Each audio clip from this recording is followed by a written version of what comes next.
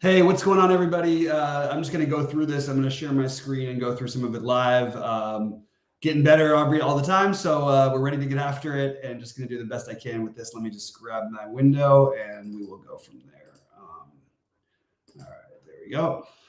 All right, so I haven't changed much since the beginning of the day, and basically, I'm a little skeptical. You can see I have a very small core on DraftKings.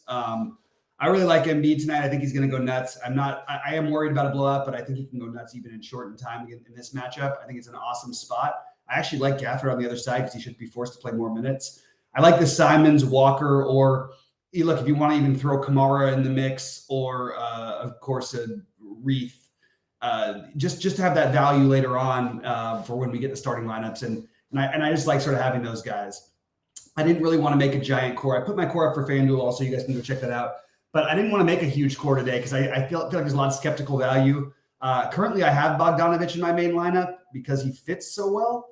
I don't know that I'm going to stick with it. And I'm also okay with it because I am currently playing Cam Thomas in my main lineup. So getting the 2% on Cam Thomas, depending on whether he starts or not, I think is a pretty interesting way to get a little bit different. And there's a lot of ways to get different on this slate. What you notice, though, is the centers there's a lot of really, really good center plays, like especially Embiid. I understand the Reith could go one of two ways, but guy's going to be 1,000,000% owned. So getting any other centers in there, like any combination with Embiid, you're going to get low ownership just by nature.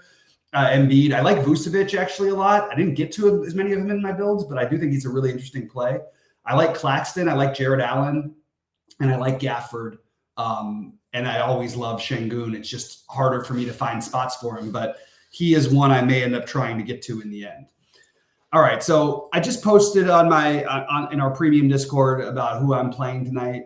I'm going to take a quick look and see what the questions are here, but it looks like K9's asking, do I like Reith on FanDuel or is Robinson a better play? I think the Reith thing is just a complete you have no idea how many minutes this guy's actually going to play. So the answer is definitely Robinson is a better play, like on paper, but I don't feel great about either of them, but I'm playing more Robinson. I have one Reith lineup on FanDuel. You don't need to play Reith. Oh, you do have to play Reith at center. So I would just much rather play Robinson. I don't need the extra 500. And I think Robinson, we actually know his role, assuming that he does in fact start, and we don't know that about Reith for sure. Scott McCarty saying Kuzma. I have absolutely zero interest in Kuzma tonight. I have no problem if anybody else wants to play him. Again, we could say the same thing, and he did have a good game, I believe, against the Magic the other night. But like, why do we keep wanting to play Kyle Kuzma in bad matchups? Is something we need to start asking ourselves. He can get there; he has the ability to. But why is he a better play than Anthony Edwards? You know what I mean? Why is he a better play than really anybody? So I am not on the Kuzma train at all myself. I don't mind if you end up there, but I have zero Kuzma at the moment, and I'm not planning to have any. You'd think if Washington needs to stay close or whatever, they're going to need him, obviously. But or that's at least the consensus. You never know. Gallinari might come and score 10 quick points off the bench. Koulibaly off the bench. Tyus Jones. I don't know. I just don't know why. I mean, like, unless we just think Kuzma's underpriced, I don't really understand the fascination with him tonight. I prefer DeMar DeRozan by quite a bit over Kuzma, and he's a lot cheaper, actually. He's $8K versus $8,500. Am I playing any Kyrie? Zero Kyrie for me. On FanDuel, K9, I don't mind if you want to do it, but I'm just going to take a look at my FanDuel builds at who I liked better. I like on FanDuel, I found it basically very easy to stack the Brooklyn-Atlanta game. And that's what I think that you should be doing. I really like that game. I think you hope that you get a similar result as last time. You've got affordable prices and you've got no Jalen Johnson. So Bogdanovic more in play, Saddiq Bey more in play. I like Trae Young, even though he's expensive and he's going to be low owned because of it on DraftKings, not as much on FanDuel. I like Cam Thomas, Bridges, and Dinwiddie overall in that order. But Dinwiddie is the easier play on FanDuel at 6,600. I think you just suck it up and play him there. I do think that it's pretty close between he and Cam Thomas. So Cam Thomas is a way to get a little bit lower ownership. I don't mind doing that as all. Luka Jokic in a vacuum. I don't have either of them at all. I think that, look, if you look at point spreads, which you should be doing, why in the world, and this is not the actual point spread. This is what SaberSim has it at. But why are the Clippers favored against the Nuggets here?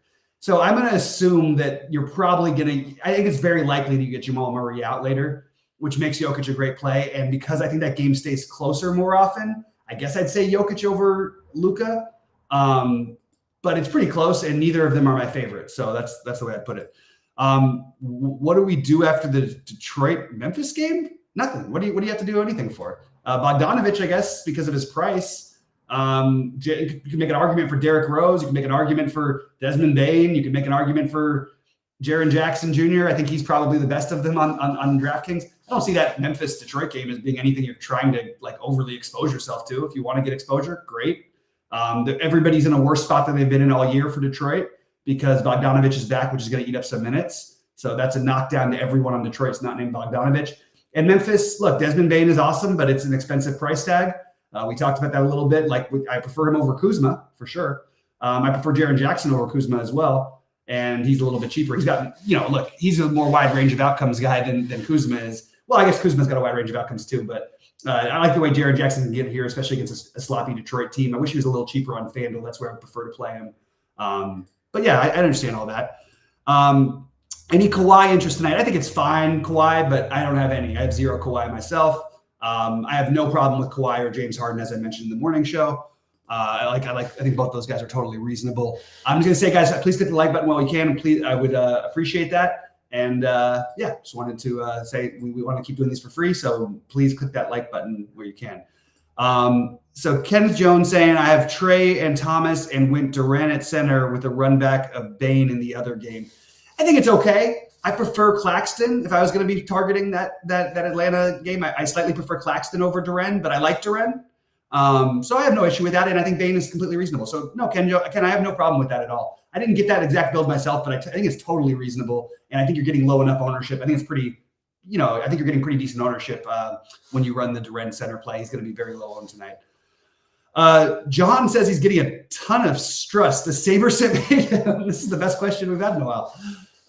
John, I don't know why SaberSim is trying to get you Max Strus. I love Max Strus as a player. I think he's been really good this year. I can't find anything that makes this this is a bad matchup. Can he get going and make 7 threes any day? But I see no reason why to go out of my way to make this today. Make this that day. I just don't get it. And just going back to the things, I wasn't saying that Kuzma necessarily is not going to get 45 fantasy points tonight. I just think there's so many great plays. I don't really understand sometimes when ownership flocks to guys who are actually in bad matchups, but because the team they play for is so bad defensively, it looks like a good matchup because they're going to give up a bunch of points and the game will be played fast. But that's just true for every game that Philadelphia plays. So I just didn't get to Kuzma on this slate, just to go back to it. Because I love Scott. He always gets there. And by the way, I know Scott's probably knows me well enough and probably good enough to play some Kuzma anyway. But I just wanted to personally say my reason was I just didn't find any logical case enough to be made. The game that I kept sort of coming back to that I didn't end up, I haven't played that much of outside of DeRozan is this Chicago-Charlotte. Let me get rid of this Cleveland stuff here quick. I just think it's like a terrible pace for Charlotte. It's a big downgrade, but I think that Rozier's role with this team, if they stay close, that's a play I'd much rather make than Kuzma. Because I think Rozier could get if this game stays close, I think he gets 50. I think he gets 50 a lot of the time. And I think he also gets another uptick if Mark Williams is out, just like everybody else. And you've got PJ Washington there, who's already a reasonable price and a reasonable play. If you lose Williams, becomes an even better play. Obviously, Miles Bridges not going to be played tonight. I think he's a really interesting tournament play. And then you have the Levine-less Bulls, who have you have no ownership on Vooch because the center position is being loaded up. Then DeRozan, I think, is the reasonable one people will play. I think that's very reasonable. I like Patrick Williams here. He's had more of a role without Levine. He's getting the minutes now again, so I'm definitely okay with the Patrick Williams thing. I didn't get to the Kobe White, but I wouldn't even mind including some of that. So it's kind of a weird game. My two favorite games to stack are totally different. Brooklyn, Atlanta is number one. And Charlotte and Chicago, just hoping that Charlotte stays close because you can play Rozier. You can play with an easy run back in the mid-tier, and you could possibly, get 50s out of those guys with the Rozier DeRozan combination or something like that. Sounds good to me, Scott, buddy. Man, if I don't get it tonight, I'm rooting for you, certainly, as always. Anyway, guys, keep popping in questions. I'm happy to answer anything else. I'm running a little bit out of breath because it's been has not been the best health week of my life, but we're getting back. Anytime, Ken, happy to do it. drop in any other questions and thoughts. I will just do a very quick peek of my current builds, but we're going to get in trouble if I leave it up there. So I'm just going to have to be very quick. And then I'm going to have to shut that down.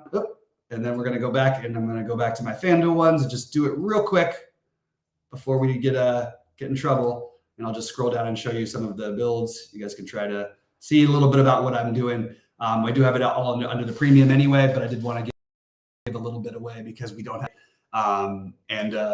Speaking of which, Hope Sheets has a nice night in town, and I appreciate him covering me as much as he has this last week or so. I guess it's been 4 or 5 days or so. All right, guys, what else do you guys want to talk about? I know it's not as much fun because I want to share something here because I don't want to leave this just my blank screen as the only thing we're looking at here, but I don't really have a whole lot else to go to until we get starting lineups. I do think you want to look out for Mark Williams. That's a big piece of information, and see who's starting. Obviously, Anthony Simons, huge piece of information. We won't know that till later, obviously. And those are the main ones that stood out as being the things to look out for. But as we know, we never know what we don't know. Tari Eason being in would give a boost to all the other forwards for Houston, as well as probably a little bit of a boost to Şengün as well, just a small one. But yeah, so without starting lineups, I think that's really the rest of what we're waiting for. I think that Caruso is going to play. It seems like now Pools. It seems like he's going to play now. I guess Grant Williams is technically questionable, so that's a piece of information that could come through. But mostly, it's going to be starting lineups and the things we don't know, as we always talk about. John says, "Okay, you fixed the stress issue. How much more sensible? Good. Any feeling on the Moses pivot or no? It's simple as this. If your lineup has no chance at all, you can play Moses Brown and just take a speculative shot.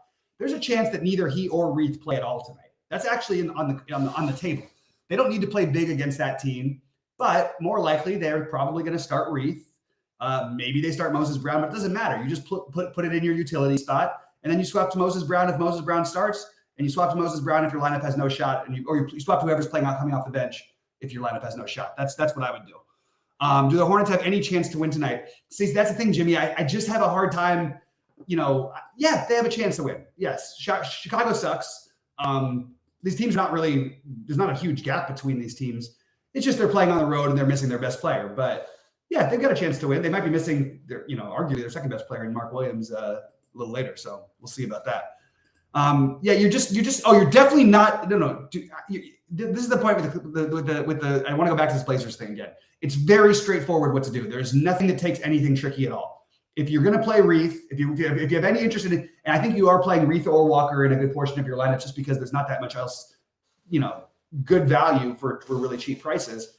But yeah, there's risk with those guys. But you're not playing Moses Brown. You're not starting off your build with Moses Brown. Moses Brown is a late pivot that we talked about as a large field kind of creative play. And I don't mind it as a large field creative play, but you don't need to make that decision until 10 o'clock. Like that's the truth. That game doesn't start until it's the last game of the night, one of the two last games of the night.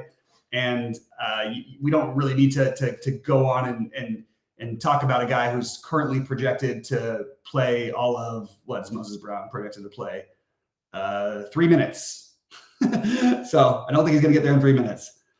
More likely, if he ends up getting 9 minutes, he might get 18. If he ends up getting 0, but I think 0 is probably the favorite. But you never know; they may end up starting him, which you could just swap right over from Reith to him. So that's what I would suggest doing.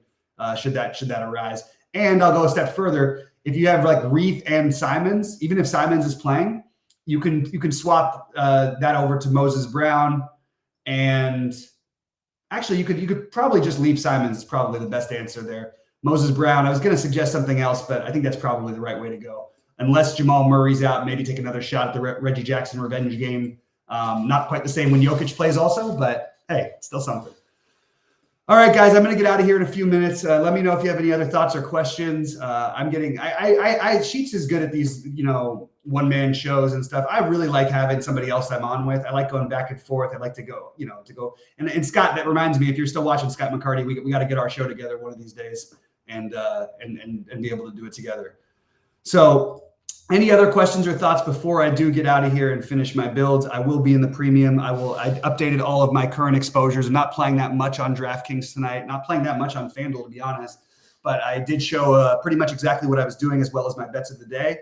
and dropped in all my stuff. So Scott, thanks to you, buddy. Appreciate you guys all making this such a great site to be a part of. And we'll see you in the premium Discord. And let's make some money tonight, guys. Let's see some screenshots. Good luck, everybody.